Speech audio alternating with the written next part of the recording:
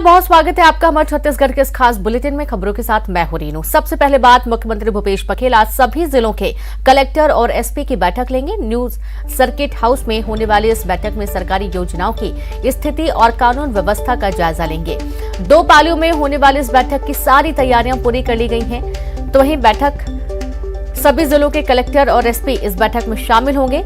बड़ी खबर आपको दे रहे हैं रायपुर से, जहां पर आज विकास की योजनाओं को लेकर समीक्षा बैठक की जाएगी।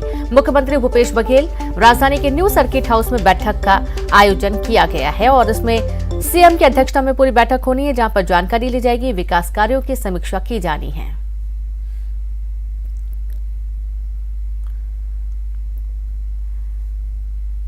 तो 2 पालियों में होने वाली इस बैठक की सारी तैयारियां पूरी कर ली गई हैं।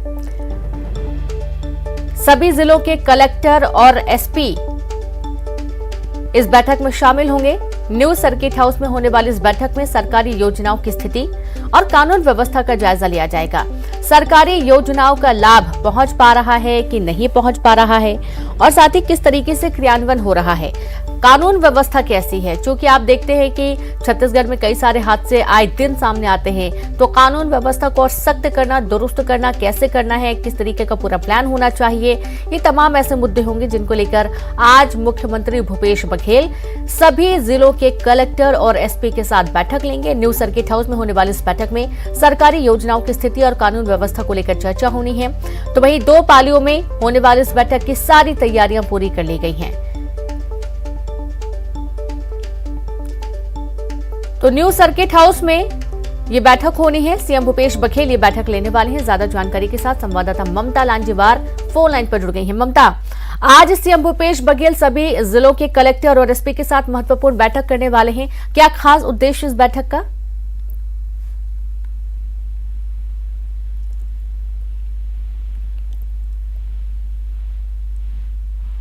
ममता, आपको आवाज आ रही है? आज सीएम एक बड़ी बैठक लेने जा रहे हैं सभी जिलों के कलेक्टर और एसपी के साथ। क्या खास उद्देश्य इस बैठक का?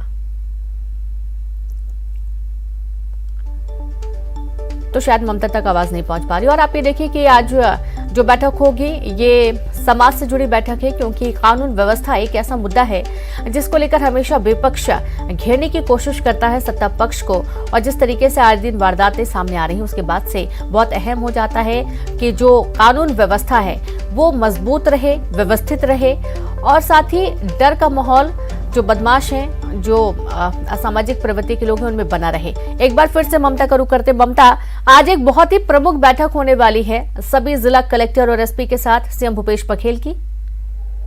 बिल्कुल, देखिए आज बैठक होगी और इस बैठक में खासतौर पे कानून व्यवस्था की जानकारी लेंगे और इसके साथ ही प्रशासनिक व्यवस्था को लेकर निर्देश देंगे मुख्यमंत्री भूपेश बघेल। 2 पालियों में ये बैठक होगी। पहली पाली में सबसे पहले एसपी जो है उनके साथ बैठक होगी, उसके बाद कलेक्टर्स की बैठक होगी।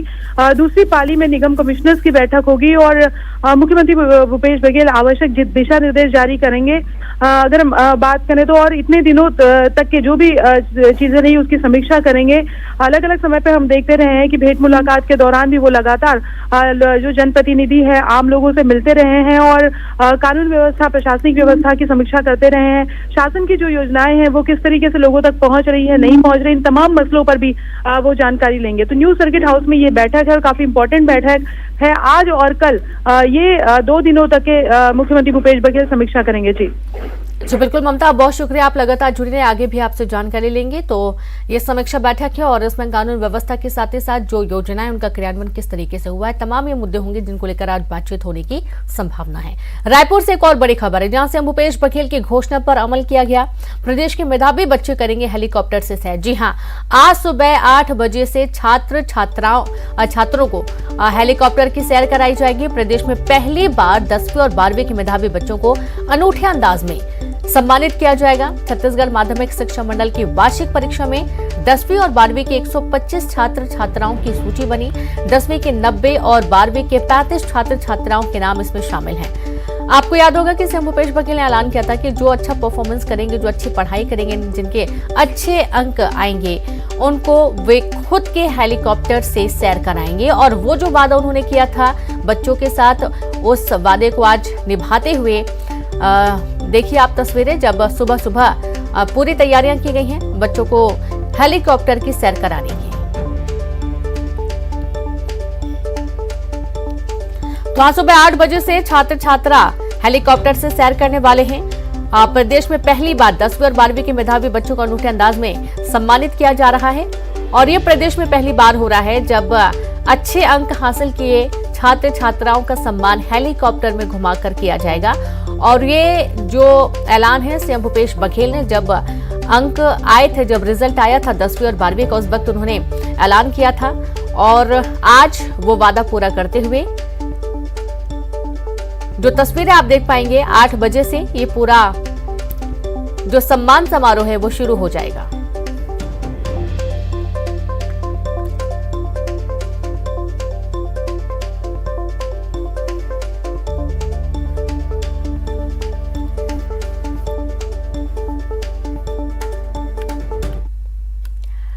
तो मुख्यमंत्री भूपेश बघेल ने वन्य प्राणी संरक्षण सप्ताह के अवसर पर नंदन वन जंगल सफारी के 3 शावकों का नामकरण किया। नवा रायपुर की श्रेणी कृति ने मई 2021 में 3 शावकों को जन्म दिया था, जिसका नाम अर्पा, पैरी और शबरी रखा गया था। इसके साथ ही उन्होंने नंदन वन जंगल सफारी में लोगों को वन्य प्राणियों को करीब से जानने का मौका देने और उन्हें जागरूक करने के लिए 10 नए बाड़े का लोकार्पण भी किया। इन्हें मिलाकर जंगल सफारी में अब कुल 28 बाड़े हो गए हैं। मुख्यमंत्री ने इस मौके पर बाढ़ नवापारा अभ्यारण्य में पाए जाने वाले रंग बिरंगी तितलियों की जानकारी पर आधारित एक पुस्तक का भी विमोचन किया है।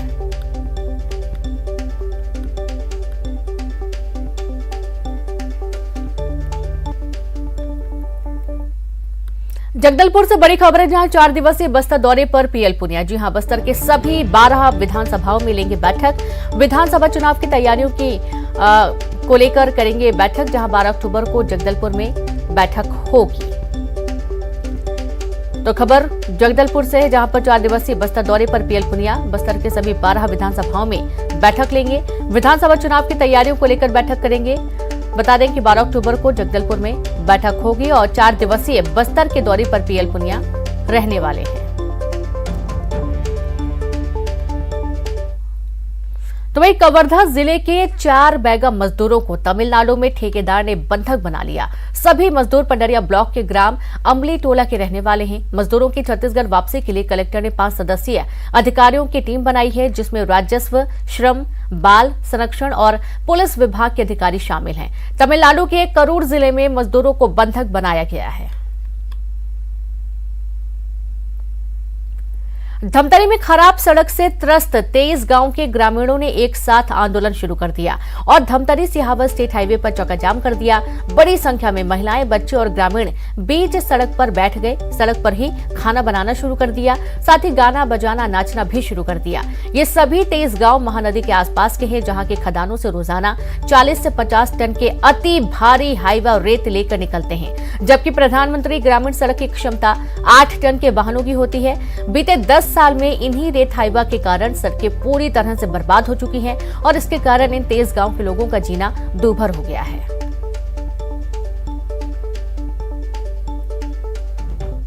है कि 8 टन का रोड बनाया गया है, क्योंकि इसमें 28 टन का माल इसमें ढोया जाता है और रेत में इतना पूरे धमतरी कोलियारी से लेकर जोरातरी 33 किलोमीटर का रोड है, जिसमें वहाँ पर बारी नहीं चलेगी।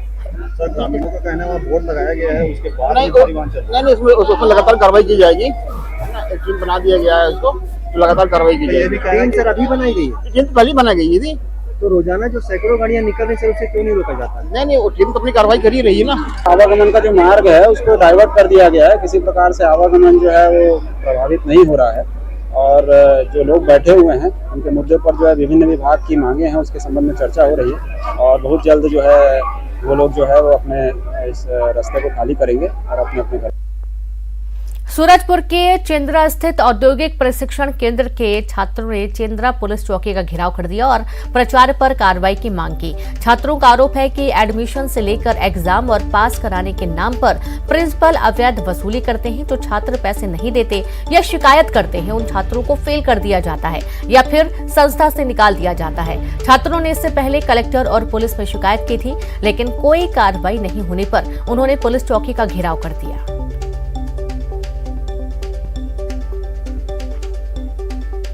पैसा लेते हैं तो एडमिशन नहीं दे पाते हैं तो फिर बोलते हैं कि पैसा दो फिर एडमिशन होगा। अच्छा, वो कौन बोलते हैं? सत्य मिश्रा।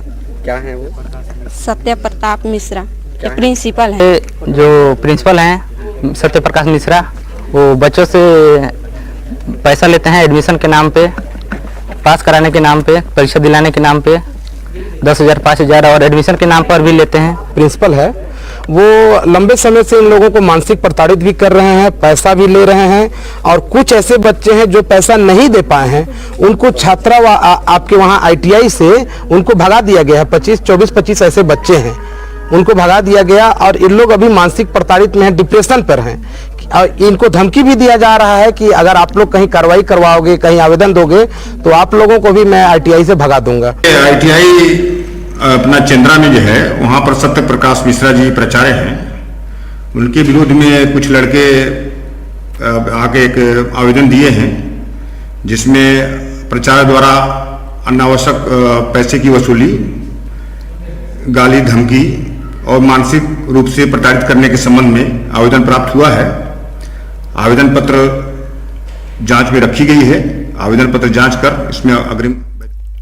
मुंगेली जिले में हफ्ते भर पहले सराफा व्यापारी के यहां हुई चोरी के आरोपी को पुलिस ने गिरफ्तार कर लिया है। सुनारपारा में 52 लाख रुपए के सोने चांदी के गहनों की चोरी हुई थी और चोर को पकड़ने के लिए एसपी ने 5 टीम तैयार की थी। मामले में आदतन चोर देवराज लोधी को बिलासपुर के चकरभाटा से गिरफ्तार किया गया। उसके पास से चोरी के 52 लाख रुपए के गहने भी बरामद किए गए। आरोपी देवराज लोधी अकेले स्कूटी की मदद से चोरी की और पूरा सामान ले उड़ा। की कल गिरफ्तारी हुई है और बरामदगी में पूरा 100% रिकवरी हुई है और करीब 50 लाख का सामान रिकवर किया गया है। इसके अलावा 1,40,000 रुपए जो उसको प्राप्त हुए थे दूसरे को सामान बेचने में, वो भी रिकवर हुआ है। जिस व्यक्ति ने सामान इससे खरीदा था वो व्यक्ति भी गिरफ्तार किया गया है और इसके अलावा चोरी को अंजाम देने के लिए जो स्कूटी इसने आरोपी ने सितंबर महीने में खरीदी थी वो भी बरामद हुई है। 100% रिकवरी हुई है इसमें। तो देखिए कि चोर और उसके पास से जो चोरी का सामान था वो भी बरामद किया गया है। ज्यादा जानकारी के साथ संवाददाता मुंगेली से प्रशांत जुड़ गए हैं। प्रशांत, देखा जा रहा है कि आरोपी से चोरी के गहने बरामद किए गए हैं, काफी सारी मात्रा में पूरे गहने हैं।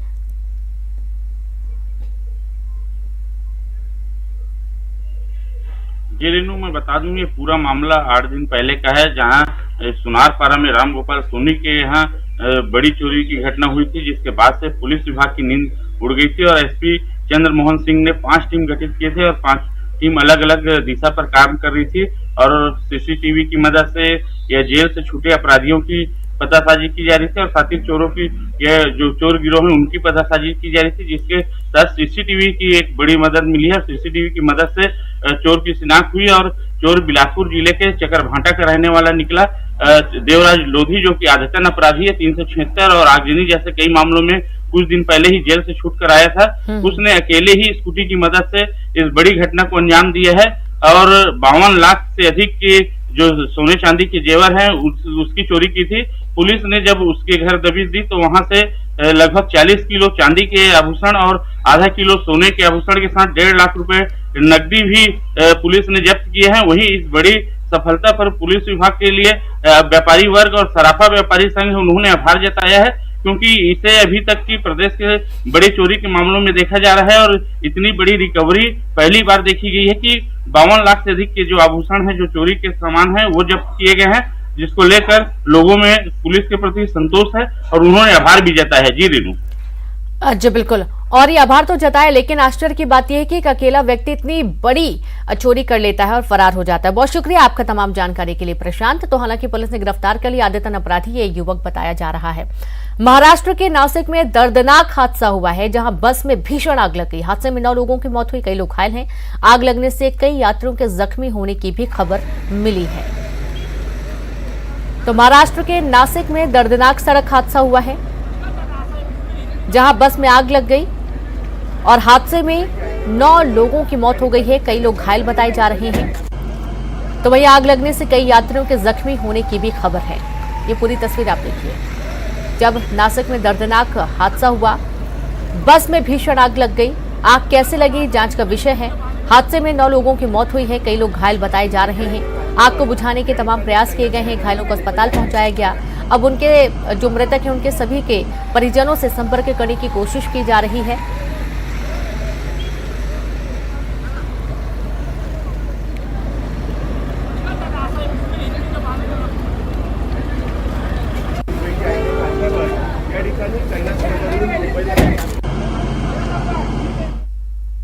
कांकेर से खबर है, जहां देविन गांव में फिर 2 दंतैल हाथी घुस गए हैं। बीती रात फिर गांव में दंतैल हाथी घुसे। देवीनवा गांव में ग्रामीण कर रहे थे राम सत्ता का आयोजन, जहां अचानक से हाथी पहुंचने पर कार्यक्रम छोड़कर सभी ग्रामीण भागे। दहशत के मारे लोग घरों की छत पर चढ़ गए। ग्रामीणों के शोर मचाने पर वापस लौटे हाथी। नरहरपुर वन परिक्षेत्र का मामला है। नरहरपुर वन परिक्षेत्र में हाथियों ने डेरा डाला हुआ है और आप ये देखिए कि रहवासी इलाके में हाथी दस्तक दे रहे हैं और इसके चलते ग्रामीणों में डर का माहौल है, क्योंकि हाथियों के आने से उन पर कोई रोक नहीं हो पाती है। किसी पर यदि हमला कर देते हैं, तोड़फोड़ करते, तो जाहिर सी बात है एक बड़ा नुकसान हो सकता है, किसी की जान माल का भी नुकसान हो सकता है। तो बीती रात का ये पूरा मामला है, जहां गांव में दंतैल हाथी घुसे फिर से और देवीनवा गांव ग्रामीण राम सत्ता का आयोजन कर रहे थे और अचानक से जैसे हाथी देखा, सभी लोग छोड़कर घरों की छत पर चढ़ गए।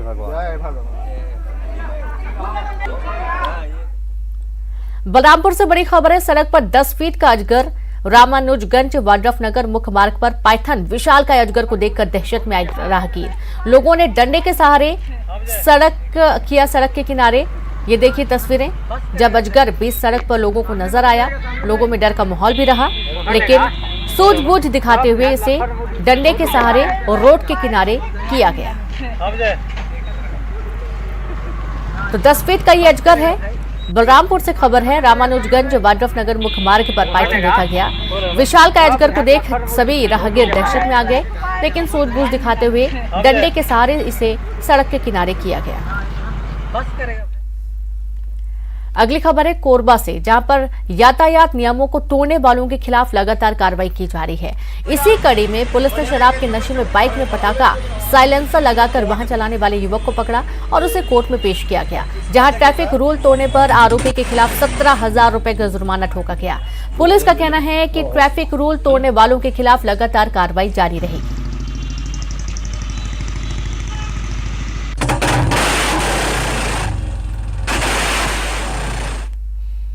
और चलिए अब देखेंगे 25 सेकंड 25 खबर। बस्तर में सीएम भूपेश का अनोखा अंदाज, मुरिया दरबार में बजाया पारंपरिक मुंडा बाजा। गिल्ली डंडा खेलकर जगदलपुर में किया छत्तीसगढ़ ओलंपिक का आगाज। बिलियर्ड्स में भी आजमाए हाथ। तो वहीं 1 नवंबर से धान खरीदी की तैयारी तेज। 110 लाख मीट्रिक टन खरीदी का लक्ष्य। मंत्रिमंडलीय उप समिति की बैठक में फैसला। धान के अवैध परिवहन पर खास नजर। रायगढ़ जिले में बीजेपी नेता ओपी चौधरी के नेतृत्व में शंखनाद परिवर्तन पदयात्रा होगी शुरू। शनिवार से लगातार 3 दिनों तक बीजेपी नेता जिले में पदयात्रा करेंगे। कोरबा के कटघोरा में दशहरा कार्यक्रम के दौरान डांसरों पर बीजेपी नेता जमकर नोट लुटाते नजर आए। वीडियो सोशल मीडिया में हो रहा वायरल। रायपुर पुलिस ने बच्चा चोरी की अफवाह पर लोगों से ध्यान नहीं देने की अपील की है। पुलिस ने कहा कि कोई बच्चा चोर गिरोह सक्रिय नहीं है। जशपुर के पत्थल गांव में दंतैल हाथियों का आतंक। बुजुर्ग महिला को सूंड से उठाकर पटका, महिला की इलाज के दौरान मौत हुई। बलरामपुर में पानी में डूबने से ग्रामीण की हुई मौत। स्टॉप डैम में नहाते वक्त पानी में डूबा ग्रामीण, पुलिस कर रही मामले की जांच। कोरबा में ट्रैफिक नियम तोड़ने वालों के खिलाफ कार्रवाई। शराब के नशे में बाइक में पटाखा साइलेंसर लगाकर वाहन चलाने वाले युवक को पकड़ा। राजनांदगांव के बाग नदी में सड़क हादसे में 3 लोगों की मौत हुई। नेशनल हाईवे तेज रफ्तार कार ने बाइक को मारी टक्कर। कबर्दा के वनांचल में बारिश के बाद प्रकृति का दिखा खूबसूरत नजारा। रास्ते से गुजरने वाले लोगों ने अपने कैमरे में कैद कर वीडियो सोशल मीडिया पर किया वायरल। छत्तीसगढ़ में भारत पेट्रोलियम के पेट्रोल पंपों में एक बार फिर लगा ताला। गौरेला पिंडरा मरवाही जिले में भी बंद का दिखाई दे रहा असर। भारत पेट्रोलियम के पंपों में पेट्रोल और डीजल की किल्लत से लोग परेशान। अंबिकापुर नगर निगम कार्यालय भवन में जमीन के चयन को लेकर विवाद। 18 साल बाद भी नगर निगम अंबिकापुर का कार्यालय चल रहा है पानी टंकी के नीचे। बिलासपुर में दुर्गा विसर्जन के मौके पर झांकी निकालने के दौरान जमकर हुआ पथराव। डीजे और कई वाहनों में की गई तोड़फोड़। घटना का वीडियो आया सामने। राजनांदगांव में प्रेमी जोड़े ने फांसी लगाकर की आत्महत्या। जंगल में पेड़ पर लटकी मिली दोनों की शव। धमतरी से आवा स्टेट हाईवे पर ग्रामीणों ने किया जाम। कोलियारी में भी सड़क पर बैठे सैकड़ों ग्रामीण। सालों से खराब सड़कों से त्रस्त हैं 23 गांव के लोग। भिलाई के बीएसपी के स्टील मेल्टिंग शॉप में लगी भीषण आग। 5 से ज्यादा फायर ब्रिगेड आग बुझाने में जुटे। आग लगने का कारण अज्ञात। सूरजपुर में देसी कट्टा और 6 जिंदा कारतूस के साथ एक आरोपी गिरफ्तार। मुखबिर की सूचना पर घेराबंदी कर पुलिस ने आरोपी को गिरफ्तार किया। आरोपी बाजारपारा भटगांव के निवासी। कवर्धा जिले की सीमा पर पहुंचा हाथियों का दल। एक बैगा के घर को पहुंचाया नुकसान। बैगा का घर आग से जलकर हुआ खाक। धमतरी में रावण पुतले के कारण नगर निगम की हो रही फजीहत। एक कर्मचारी पर की गई निलंबन की कार्रवाई। 4 कर्मचारियों को थमाया गया नोटिस। और इसी के साथ इस बुलेटिन में इतना ही। नमस्कार।